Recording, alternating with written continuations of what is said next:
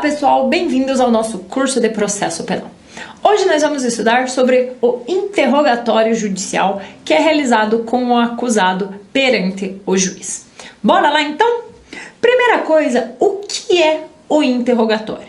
O interrogatório é um ato processual por meio do qual o juiz ouve o acusado sobre a sua pessoa, sobre os seus antecedentes, bem como vai ouvir o acusado acerca da imputação que lhe é feita, sobre a imputação que está narrada naquela peça acusatória, seja na denúncia ou seja na queixa.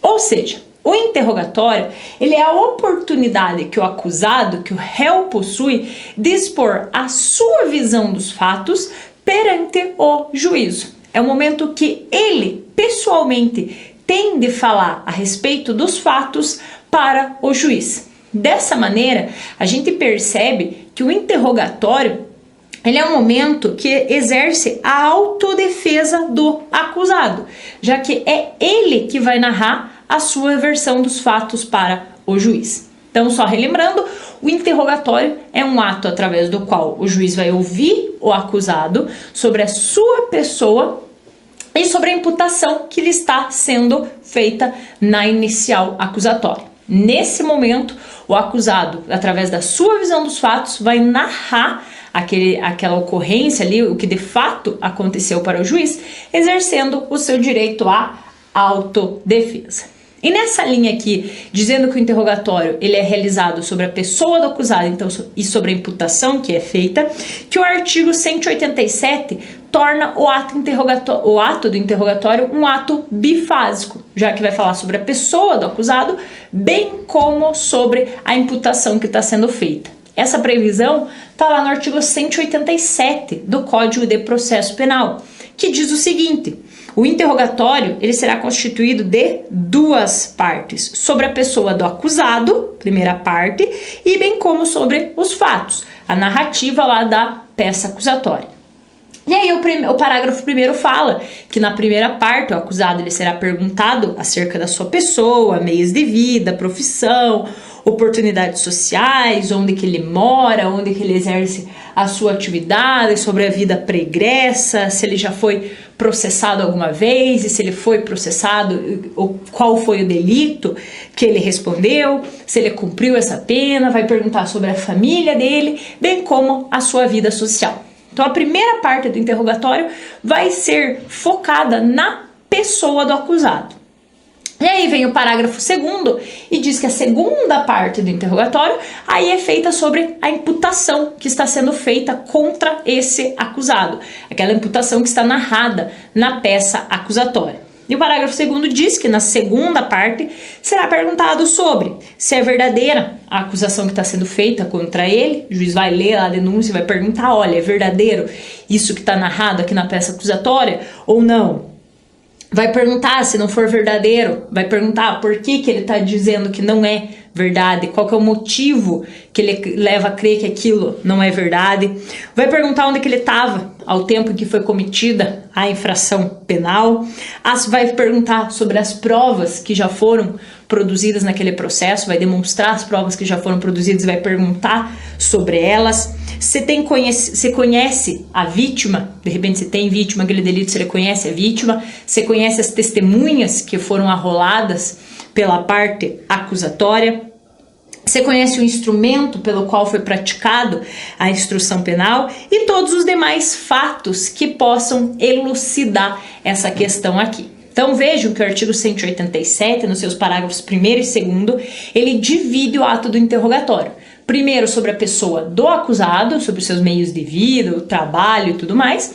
E a segunda parte sobre o mérito propriamente dita da imputação que lhe está sendo feita. Então esse é um conceito de interrogatório. Um ato processual em que o acusado será interrogado, será perguntado sobre sua pessoa e sobre a imputação que está sendo feita. Ok? E qual é a natureza jurídica do interrogatório, então, diante desse conceito? O que eu posso presumir que o interrogatório é? O interrogatório é um meio de prova ou um meio de defesa? É o momento que o acusado ele vai se defender daqueles fatos que ele está sendo apurados, ou através do interrogatório ele também pode acabar produzindo provas? O interrogatório, ele tem natureza híbrida, ou seja, ele é tanto um meio de defesa quanto um meio de prova. Meio de defesa por quê? Porque é o momento que o acusado vai exercer a autodefesa. Vai contradizer ou de repente pode até confessar aquela imputação que lhe está sendo atribuída na peça acusatória. E é um momento de prova também, é um meio de prova, porque no interrogatório o acusado ele pode apontar alguns meios de prova. Por exemplo, quando o juiz pergunta se não é verdadeira, ele diz que não é verdadeira, o acusado ele pode produzir provas aqui para ajudar ao convencimento do juiz que de fato não foi ele o autor da infração penal, por exemplo. Então a natureza jurídica do interrogatório é uma natureza híbrida, tanto meio de prova quanto meio de defesa. E agora, com a reforma de 2008, com muito mais razão se apresenta como um meio de defesa. Por quê? A gente vai ver que o interrogatório hoje é o último ato do processo. Primeiro você faz a inquirição de testemunhas, toda a produção de provas, e aí sim você vai interrogar o acusado. Ou seja, ele vai ter todo o conhecimento já do conjunto probatório naqueles autos, e aí ele pode exercer a sua defesa com muito mais propriedade aqui. Então, lembre, natureza híbrida, meio de prova e meio de defesa. E qual que é o momento para a realização do interrogatório? Em que momento processual ele vai ser realizado? Já no início, cita o acusado para o interrogatório? No meio do processo? Ao final da instrução? Qual que é o momento para a realização do interrogatório do acusado? O artigo 400 do Código de Processo Penal diz o seguinte: na audiência de instrução e julgamento, a ser realizada no prazo máximo de 60 dias, proceder-se-á à tomada de declarações do ofendido, a inquirição das testemunhas arroladas pela acusação e pela defesa, nessa ordem, ressalvado o disposto no artigo 222, bem como aos esclarecimentos dos peritos, acariações, o reconhecimento de pessoas e coisas, interrogando-se em seguida o acusado. Então vejam que o interrogatório vai ser o último ato do processo. Após você ouvir o ofendido, ouvir as testemunhas, ouvir os peritos intérpretes, proceder com a acariação, se for o caso, reconhecimento de pessoas ou de coisas, produziu todo o conjunto probatório, aí sim eu vou realizar o interrogatório do acusado. Então, numa audiência una de instrução e julgamento, o interrogatório será o último ato a ser realizado. Antigamente, antes da reforma do Código de Processo Penal, o interrogatório ele era o primeiro ato do processo. O acusado ele era citado para comparecer perante o juiz e já ser interrogado a respeito da sua pessoa e da imputação que lhe era sendo feita. Aí depois você procedia toda a instrução do processo. Veja que isso acabava até prejudicando o acusado, porque ele era primeiro interrogado depois que eram produzidas todas as provas, e ele não teria uma nova oportunidade dele mesmo se manifestar a respeito de toda aquela produção probatória. Então, com a reforma de 2008, o ato do interrogatório passa a ser o último ato processual. Primeiro ouve o ofendido, as testemunhas, e aí sim você vai interrogar o acusado, ok? A mesma ideia é aplicada lá no procedimento do tribunal do júri. A gente só tem que cuidar com algumas previsões especiais, algumas legislações penais extravagantes, que ainda prevêem o interrogatório como o primeiro ato do processo. Porém, como o artigo 394 do Código de Processo Penal diz que as disposições presentes aqui no CPP podem ser aplicadas em outros procedimentos, ainda que especiais, a doutrina entende que essa previsão aqui, por ser mais benéfica ao acusado e por possibilitar que ele possa exercer a sua autodefesa de uma forma mais satisfatória, o interrogatório deverá ser o último ato do processo em qualquer procedimento, seja ele especial ou não. Então, momento para a realização do interrogatório, último ato do processo. Ok? E aí vem uma questão interessante aqui sobre a condução coercitiva do acusado. Se o acusado for notificado para comparecer na audiência una de instrução e julgamento, informando-lhe que nesse momento ele será interrogado. Se ele não comparecer, pode a autoridade judiciária determinar a sua condução coercitiva para que ele preste o seu depoimento?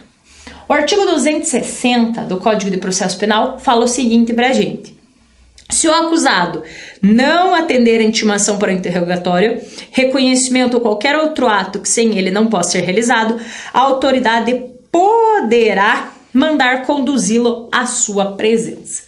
Muito cuidado nisso aqui, que a doutrina fala que se a Constituição Federal e a Convenção Americana de Direitos Humanos garantem ao acusado o direito ao silêncio, eu não posso obrigar ele a comparecer à audiência ou na instrução e julgamento para proceder com o seu interrogatório. Se o acusado não quiser ir, ele não vai. Porque ao mesmo tempo ele pode ir, chegar lá e ficar quieto. E falar, olha, não vou responder nada, me mantenho em silêncio, vou exercer o meu direito ao silêncio. Então, por esse motivo, por a Constituição e pela Convenção Americana de Direitos Humanos garantirem ao acusado o direito ao silêncio, a doutrina entende que esse artigo 260 aqui não foi recepcionado pela Constituição Federal. Porque se ele tem o direito ao silêncio, eu não posso mandar conduzir ele coercitivamente perante a autoridade para que ele preste o seu depoimento. Ora, se ele não quer ir, ele não vai. Eu tenho que notificar ele para que compareça, porque ele tem a ciência que o interrogatório poderá ser realizado. Mas eu não posso obrigar ele a comparecer perante a autoridade, bem como não posso obrigar esse acusado para que ele fale alguma coisa. Então a doutrina entende que você não pode determinar a condução coercitiva do acusado, uma vez que a própria Constituição Federal garante a ele o direito ao silêncio, ok? E qual é o foro competente para a realização do interrogatório? Qual juiz deverá realizar o interrogatório do acusado?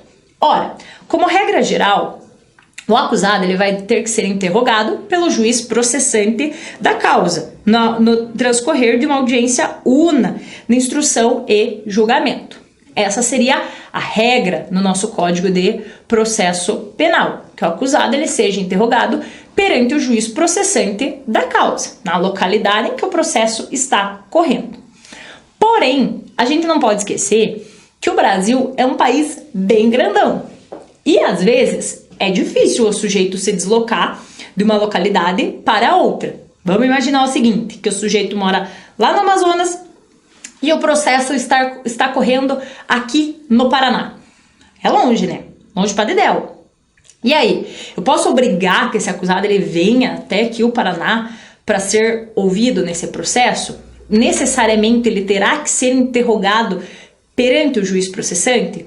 Claro que não, né, gente? Nesse caso, admitindo que o Brasil é extenso de forma territorial, a gente admite que seja expedida uma precatória, por exemplo, lá para o Amazonas, para que ele seja interrogado perante um juiz lá do Amazonas mesmo, para evitar esse longo deslocamento aqui do acusado. Então, claro, que seria muito melhor que ele fosse ouvido perante o juiz processante. Até porque o artigo 399, parágrafo 2º do CPP, diz que o juiz que presidiu a instrução deverá proferir essa sentença. O que quer dizer isso aqui? Isso aqui é o princípio do juiz natural. É aquele juiz que participou da produção probatória, ele mesmo que vai proferir a sentença. Você garante aqui o princípio do juiz natural. Ora, ele teve contato com as provas. Quem melhor que ele, então, para proferir a sentença nesse caso? Mas claro que a gente também não pode esquecer dessa questão da dimensão territorial. E aí sim, eu admito a expedição de uma precatória lá para outra localidade para que o sujeito seja interrogado lá. Devolve-se a carta precatória e abre-se para os memoriais e aí para a sentença, ok? Então, nessa questão aqui do foro competente, claro, eu tenho que tomar cuidado com isso aqui quando o acusado ele morar em localidade diversa. Dentro dessa linha, claro, do interrogatório, e se eu não tiver interrogatório? Se ocorrer a ausência do interrogatório, qual que é a consequência para o processo? Duas questões aqui. Primeira, eu tenho que saber se o acusado ele foi notificado para ser interrogado. Ora, notifiquei o acusado para ser interrogado, se ele não comparecer, é um direito dele não comparecer perante ao juízo e não querer ser interrogado. Lembre que a Constituição Federal e a Constituição Americana, a Convenção Americana de Direitos Humanos, garantem ao acusado o direito ao silêncio. Então, eu preciso notificar o acusado para que ele possa participar do interrogatório. Agora, se ele quer participar ou não, é um outro problema. Então vejam que o juiz ele deve sim assegurar ao acusado a possibilidade de ser ouvido. Eu tenho que notificar esse acusado acerca do interrogatório. Se ele vai comparecer ou não é uma outra questão. Até porque, como a própria Constituição Federal garante, ele pode se valer do direito ao silêncio, ok? Mas e se o juiz não notificar esse acusado para o interrogatório? Só notificar as testemunhas, os peritos, intérpretes, as outras pessoas para a audiência de instrução e não notificar o acusado para ser interrogado. Acontecer toda a instrução, abrir para memoriais e já proferir sentença, sem que tenha oportunizado ao acusado exercer o seu direito de ser ouvido, essa possibilidade dele ser ouvido, a possibilidade dele ser interrogado. E aí? Qual é a consequência para o processo penal? Nesse caso, se o juiz não notificar o sujeito para ser interrogado, ocorrerá nulidade absoluta, segundo o artigo 564, inciso 2, a linha E do Código de Processo Penal. O juiz não pode se negar a ouvir o sujeito. Não pode passar batido e falar, não vou notificar esse acusado aí. Ele já falou que não quer ser interrogado, vou deixar de notificar ele e passe. Vamos realizar a audiência aqui com as testemunhas, memoriais, sentença e chega. Vamos dar fim a esse processo. Não. O juiz precisa notificar, precisa dar essa oportunidade para o acusado dele ser ouvido. Se o juiz não notificar o acusado para comparecer ao interrogatório, isso aqui é causa de nulidade absoluta. Então, cuidado com essas duas situações. Se o juiz notificar o sujeito e ele não comparecer, ok, direito dele. Até porque ele pode aparecer e ficar quieto, exercer o seu direito ao silêncio. Agora, se o juiz não notificar o sujeito para o interrogatório, aí é causa de nulidade absoluta, ok? E quais são as características do interrogatório, desse momento de autodefesa, em que o acusado será ouvido tanto quanto a sua pessoa, quanto sobre a sua imputação? Quais são, então, as características do interrogatório? Primeira delas, um ato personalíssimo. O que isso quer dizer? Quer dizer que somente o acusado pode realizar o seu próprio interrogatório, pode ir lá e falar por si. O interrogatório ele é um ato pessoal. Eu não posso mandar outra pessoa no meu lugar para falar por mim. Dar uma cartinha lá para ela e falar, ó, leia isso aqui e é isso que você deve falar. Não. O interrogatório é um ato personalíssimo. Deverá ser exercido de forma pessoal pelo acusado. Uma outra característica é que o interrogatório ele é um ato contraditório. O que é um ato contraditório? Segundo o artigo 188 do Código de Processo Penal, após proceder ao interrogatório, o juiz indagará das partes se restou algum fato para ser esclarecido, formulando as perguntas correspondentes se o entender pertinente ou relevante. Quer dizer que as partes podem contraditar aquele depoimento prestado pelo acusado. As partes podem fazer perguntas através do juiz para o acusado, para que ele esclareça determinado fato, determinado ponto de seu interrogatório. Então, assim como nas declarações do ofendido, o ofendido pode ser feita perguntas a ele, aqui no interrogatório também. Também posso fazer perguntas ao acusado para que ele esclareça determinado ponto, determinado fato. Então, é um ato contraditório. Vou oportunizar que as partes realizem o contraditório sobre aquele depoimento prestado. Uma outra característica é que o interrogatório é um ato assistido tecnicamente. O que isso quer dizer? Quer dizer que o acusado deverá estar acompanhado de advogado. O artigo 185 é bem claro ao falar isso. Diz que o acusado que comparecer perante a autoridade judiciária no curso do processo penal será qualificado e interrogado na presença de seu defensor, constituído ou nomeado. O acusado ele não pode comparecer sozinho no interrogatório, sem que esteja acompanhado de profissional habilitado de defesa técnica. Eles têm que estar acompanhados do seu defensor, seja aquele que tenha sido constituído por ele mesmo, tenha sido um defensor nomeado. Então, o interrogatório, ele é um ato que deve ser assistido por profissional habilitado, profissional técnico, profissional da advocacia. Ainda, o parágrafo 5º desse artigo 185 permite que o acusado ele tenha uma entrevista prévia com o seu defensor. Antes do interrogatório, ele possa se reunir com o seu defensor para conversar acerca do fato. Então, mais uma disposição do nosso CPP que demonstra que o interrogatório deverá ser acompanhado por profissional habilitado. Parágrafo 5º fala lá que em qualquer modalidade de interrogatório, o juiz garantirá ao réu o direito de entrevista prévia e reservada com o seu defensor. Só para demonstrar que o interrogatório é um ato assistido tecnicamente. Uma outra característica do interrogatório é que ele é um ato oral. Regra geral, o interrogatório ele será realizado oralmente. O juiz faz as perguntas e o acusado responde. O acusado fala de forma verbal, não escreve sobre os fatos que estão sendo imputados contra si. Ocorre que o artigo 192, ele traz algumas exceções a essa regra. O artigo 192 nos diz o seguinte: o interrogatório do mudo, do surdo ou do surdo-mudo será feito da seguinte forma. Quando eu estiver diante de um acusado surdo, serão apresentadas por escrito as perguntas, vejo que daí já é uma exceção à questão do ato oral, e ele responderá oralmente. Então, escreve as perguntas e ele vai responder de forma oral. Quando o acusado ele for mudo, as perguntas serão feitas oralmente, porém, claro, ele vai responder por escrito. Quanto ao surdo-mudo, quando o acusado for surdo-mudo, as perguntas serão formuladas por escrito e ele vai responder por escrito também. Então, aqui é uma exceção à regra geral de que o interrogatório deve ser um ato realizado de forma oral. Ainda, parágrafo único diz que, caso o interrogando não saiba ler ou escrever, intervirá no ato como intérprete sob compromisso uma pessoa habilitada a entendê-la.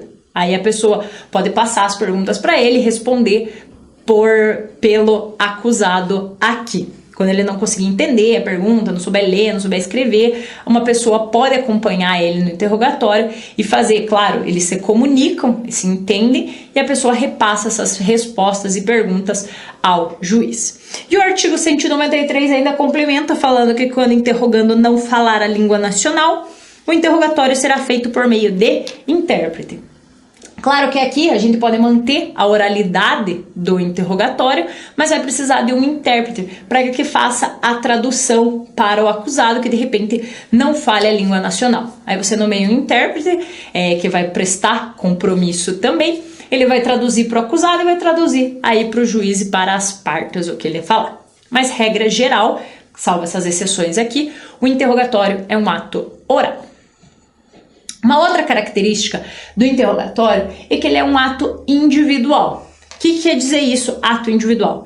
Quer dizer que se eu tiver concurso de agentes, ou seja, mais de um acusado no mesmo processo, eles serão ouvidos de forma separada. Eu coloco um de cada vez para ser ouvido a respeito do fato.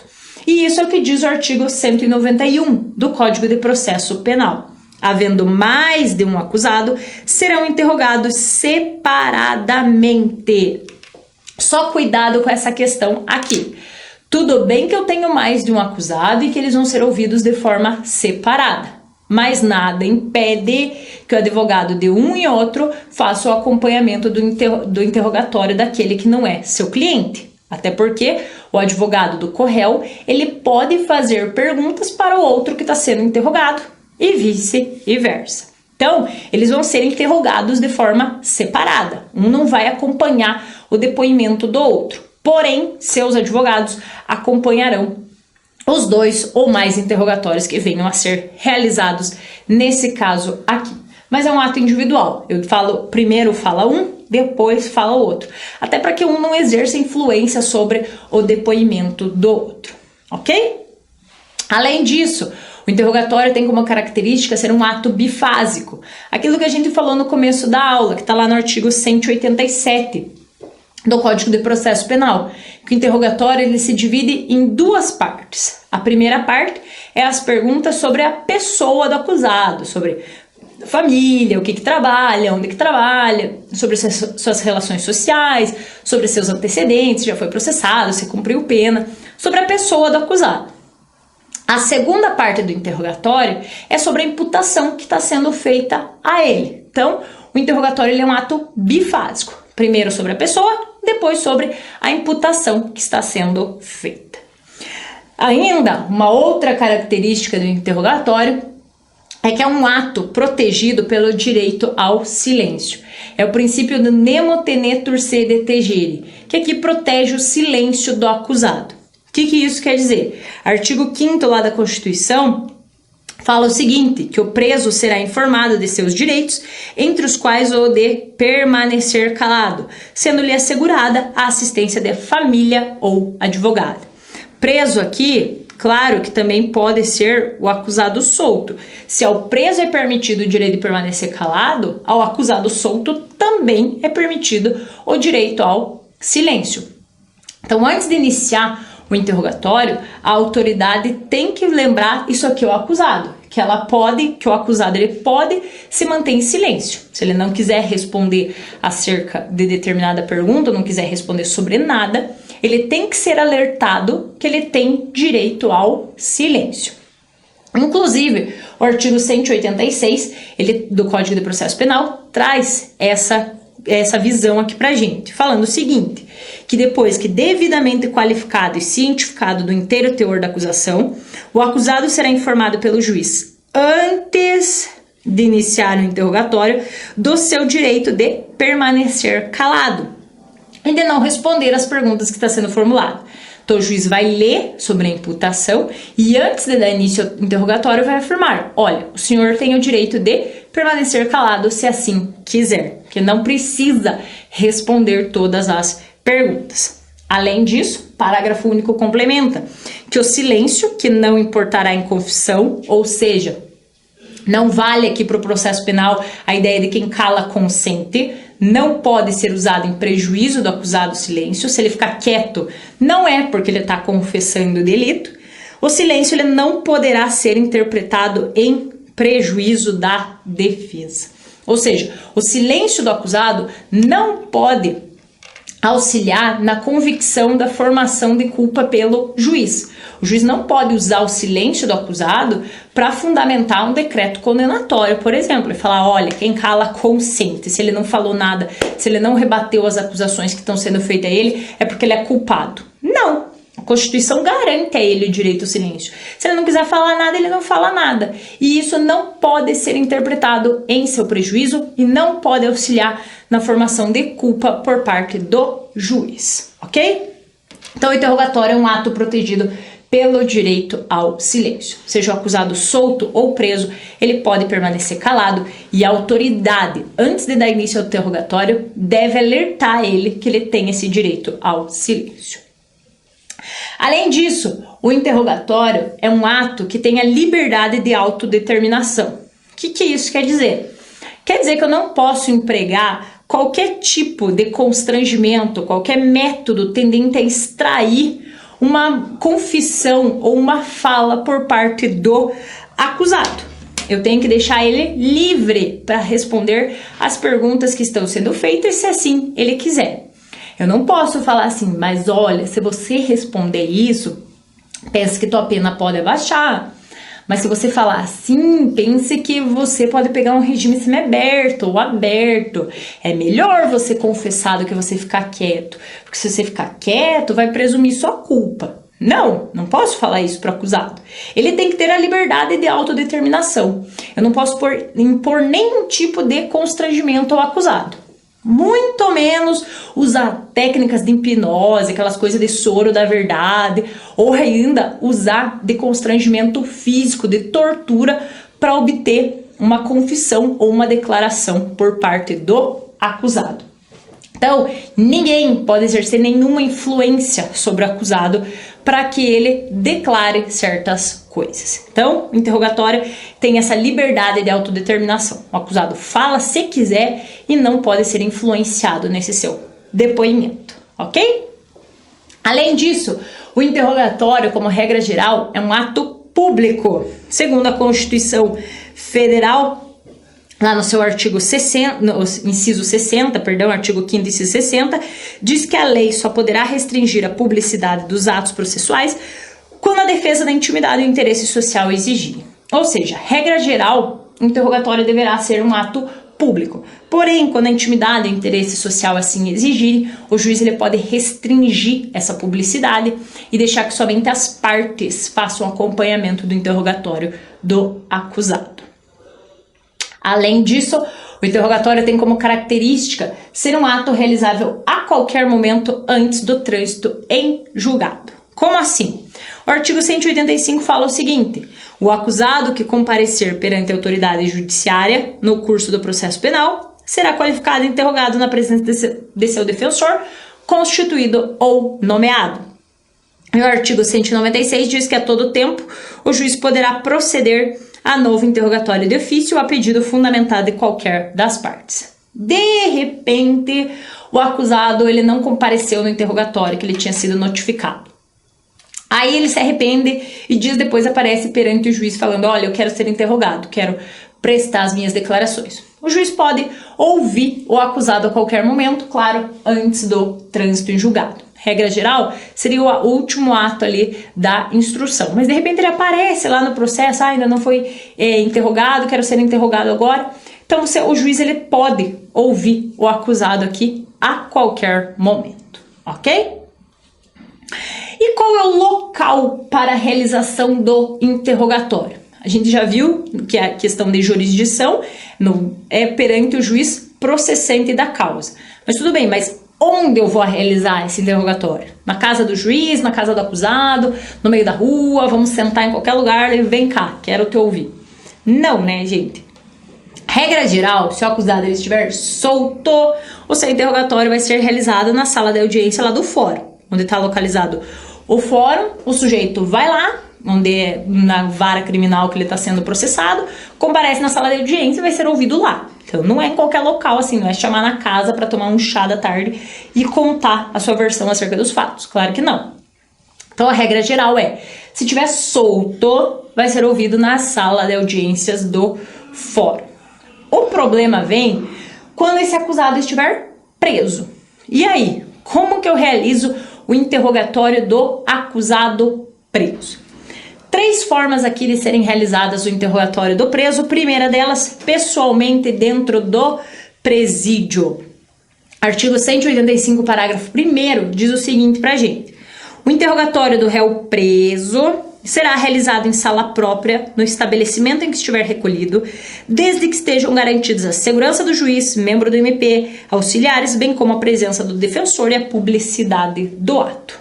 Ou seja, um primeiro jeito de realizar o interrogatório do acusado preso é juiz, promotor, defensor e todos os auxiliares irem lá no presídio, em uma sala própria reservada para isso, que deve ser vistoriada até pela própria OAB, pela Defensoria Pública e pelo próprio Ministério Público, e lá no presídio realizar o interrogatório do acusado. De repente, por N motivos, não tem como tirar aquele sujeito de lá, não há escolta suficiente, é perigoso, há um risco para a sociedade, um risco para o próprio preso. Tá bom, vai todo mundo lá pro presídio. Vai todo mundo para lá e numa sala própria será realizado o interrogatório do acusado. Pelo amor de Deus, não é porque esse interrogatório está sendo realizado lá no presídio que ele não precisa de defensor. O acusado ele tem que estar sendo assistido pelo seu defensor, seja constituído, seja nomeado. Qual que é o problema aqui desse interrogatório ser realizado dentro do presídio? A questão aqui é sobre a publicidade do ato. Você não pode deixar entrar aquela galera lá dentro do presídio. Primeiro por questões de segurança. O diretor do estabelecimento nem vai autorizar, viu? Vamos todo mundo, quero assistir essa audiência lá no presídio. Óbvio que não. Não vão permitir. Então aqui, nesse tipo de interrogatório dentro do presídio, a publicidade ela fica restrita. Você só vai entrar lá o juiz, Ministério Público, o defensor e os auxiliares necessários para interrogatório do acusado. Então, você já tem um problema aqui quanto à publicidade, porque você não vai deixar entrar aquela galera para acompanhar. Então a possibilidade vai ser restrita. Mas tem essa possibilidade de realização desse interrogatório lá no nosso Código de Processo Penal. Vai todo mundo lá para onde o sujeito está preso, numa salinha própria, bonitinha, e realiza o interrogatório lá, ok? Uma segunda possibilidade, e que a gente vai estudar um pouquinho mais aprofundado isso aqui daqui a pouco, é a realização do interrogatório por videoconferência, previsto lá no parágrafo 2º do artigo 185, que diz o seguinte: excepcionalmente, ou seja, a videoconferência é um ato excepcional, não pode ser a regra no nosso Código de Processo Penal. O juiz, por decisão fundamentada, de ofício a requerimento das partes, poderá realizar o interrogatório do réu preso por sistema de videoconferência ou outro recurso tecnológico de transmissão de sons e imagens em tempo real, desde que a medida seja necessária para atender uma das finalidades. Prevenir risco à segurança, de repente no deslocamento há indícios que o sujeito pode fugir ou pode ter risco para a própria segurança para a sociedade. O juiz deverá fundamentar isso antes de determinar o interrogatório por videoconferência. Viabilizar a participação do réu no referido ato processual quando haja relevante dificuldade para o seu comparecimento. Olha, não tem escolta, meu Deus, é muito longe o lugar, não vou conseguir tirar ele de lá, sei lá, houve um problema na estrada, não vai conseguir chegar, não tem como tirar esse sujeito de lá, pega um helicóptero, vai buscar esse maluco. 3. Impedir a influência do réu no ânimo de testemunho da vítima. De repente, o réu ele vai exercer um certo constrangimento perante a vítima vai ficar com medo de falar na presença do réu. Aí, nesse caso, o juiz poderia autorizar essa realização do interrogatório por videoconferência, ou se ele responder a gravíssima questão de ordem pública. Isso aqui fica muito aberto para o juiz decidir aqui o que seria essa gravíssima questão de ordem pública. Mas, enfim, tem essa possibilidade aqui também, muito aberta, dá margem assim para N possibilidades aqui para você de repente transformar essa videoconferência em uma regra. Então tem que tomar muito cuidado, mas essa é uma segunda possibilidade. Se eu não posso comparecer lá no presídio, levar toda a galera lá, juiz, promotor, defensor, vamos todo mundo pro presídio ouvir ele lá. Não deu. Putz, e agora? O que eu faço? Vamos partir para a videoconferência. Se tiver uma dessas possibilidades aqui, há essa possibilidade de você realizar o interrogatório por videoconferência. E uma terceira possibilidade, que deve ser a regra no nosso processo penal, é que o acusado preso seja trazido pessoalmente até o fórum e ali ele seja interrogado. Está lá no artigo 185, parágrafo 7º, falando que será requisitada a apresentação do réu preso em juízo nas hipóteses em que o interrogatório não se realizar na forma prevista no parágrafo 1º e 2º. Ou seja, se não for lá a galera no presídio, se não for realizado por videoconferência, aí sim, daí é a última hipótese que vamos trazer o sujeito pro fórum. Veja que essa aqui deve ser a regra, que o acusado, ainda que preso, ele participe pessoalmente do seu interrogatório, lá no fórum, até porque agora, com essa questão da audiência única, da instrução e julgamento, ele participe de toda a produção probatória e, claro, ao final seja interrogado. Então, isso aqui deve ser a regra no nosso processo penal. Vejam que o parágrafo 7º fala em requisitar a apresentação do réu preso. Além de notificar o réu para que ele compareça ao interrogatório, eu preciso expedir um ofício requisitando a presença dele no fórum.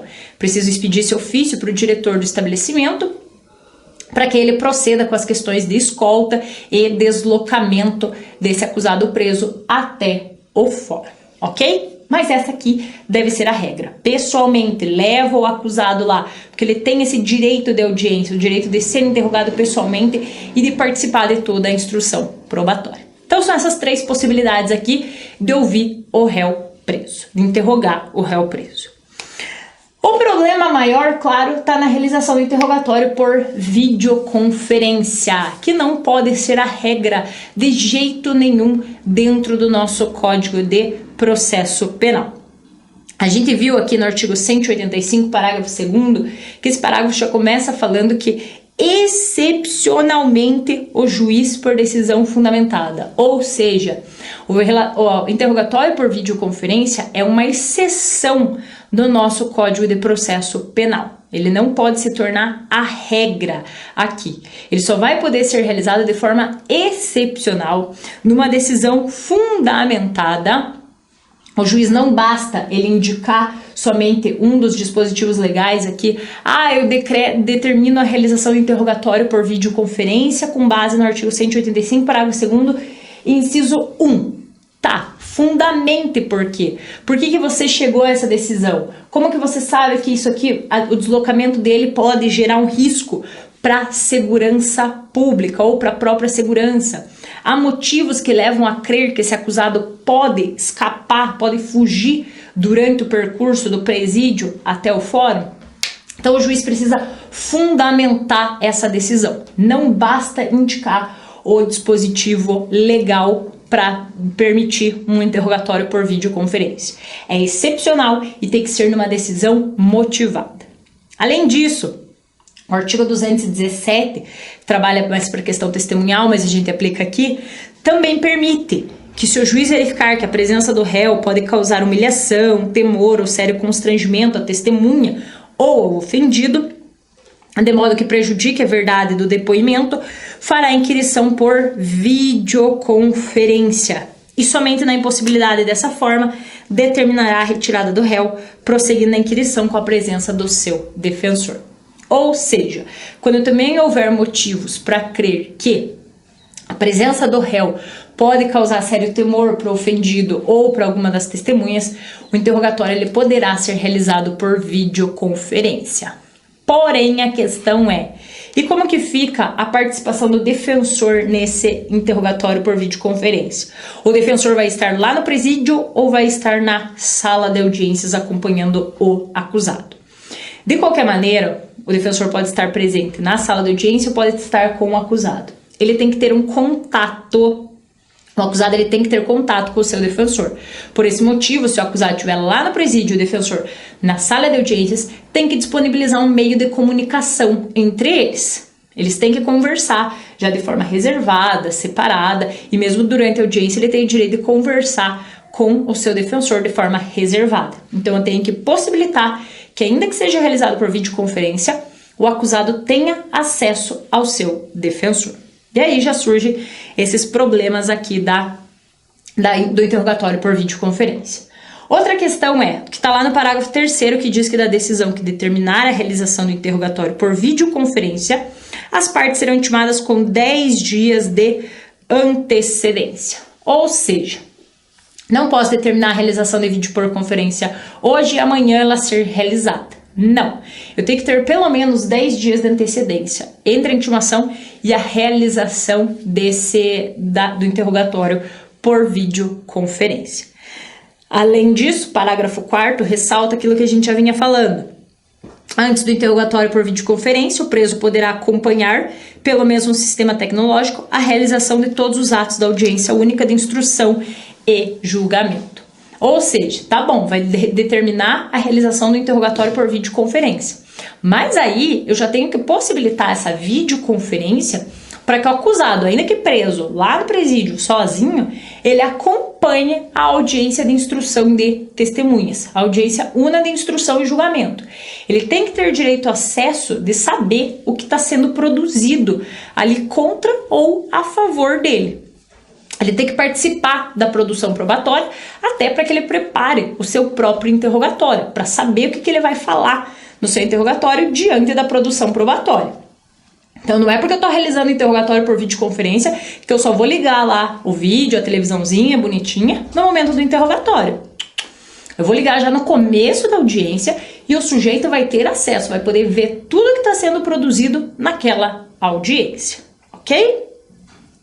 Ainda o parágrafo 5º do artigo 185 fala que em qualquer modalidade de interrogatório, o juiz garantirá ao réu o direito de entrevista prévia e reservada com o seu defensor, ou seja, novamente, não é porque eu estou realizando por videoconferência que eu vou cortar o direito do sujeito falar com o seu advogado. Não, ele tem direito à entrevista prévia, tem que disponibilizar um meio de comunicação entre os dois, porque ele pode ser assistido tecnicamente.